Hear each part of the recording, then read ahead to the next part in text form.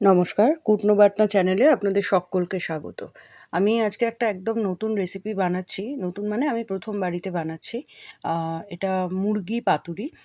যেটা আপনারা হয়তো অনেকেই বানিয়েছেন। কিন্তু যেহেতু আমি ১ম বানালাম, আমি আপনাদের সঙ্গে শেয়ার করলাম। আ আর আমার এক বান্ধবী বলতে পারেন বা আমার ছোট বোনের মতো সেই আবদারটা করেছে বানানোর জন্য। তারই রেসিপি। তো তার কথা রেখেই আমি আজকে করলাম।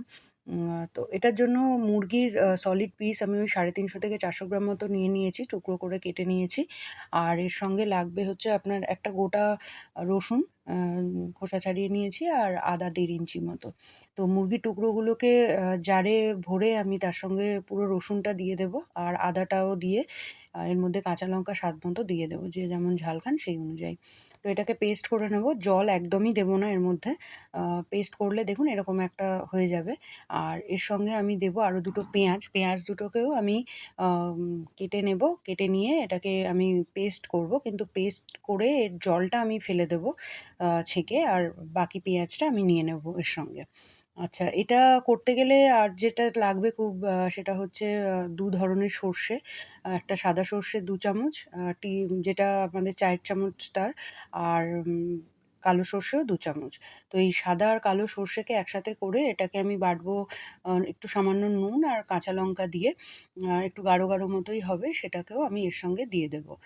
এই রান্নাটা আমি ৩-৪ দিন আগেই ও আমাকে বলেছিল করার জন্য, কিন্তু সময়ের অভাবেও করতে পারিনি। দ্বিতীয়ত যখন করছিলাম তখন ভাবছিলাম যে পেরে উঠবো কি? আম এই কলাপাতা দিয়ে মোড়া যদি ফেটে-ফুটে যায়। তারপরে আ দেখলাম যে না, না, এটা ইজি আছে করা। তো এর সঙ্গে রেগুলারের কিছু মসলা এড করে দিই। যেমন একটু হলুদ দিয়েছি, কাশ্মীরি লঙ্কা, আর এমনি লঙ্কা গুঁড়ো, আর একটু নুন, চিনি, আর সঙ্গে একটু সর্ষের তেল। সর্ষের তেলটা একটু বেশি করেই দেবো, কারণ এটা পুরোটাই এই সর্ষের তেলেই রান্না হবে। মাখিয়ে নেবো এটা দিয়ে সবটা। তো এটা মাখিয়ে নেওয়ার পরে আমি কলাপাতাগুলো, যেহেতু পাতুরি কলাপাতা তো লাগবে। তো আমি কলাপাতাগুলো আগেই সেঁকে নিয়েছি।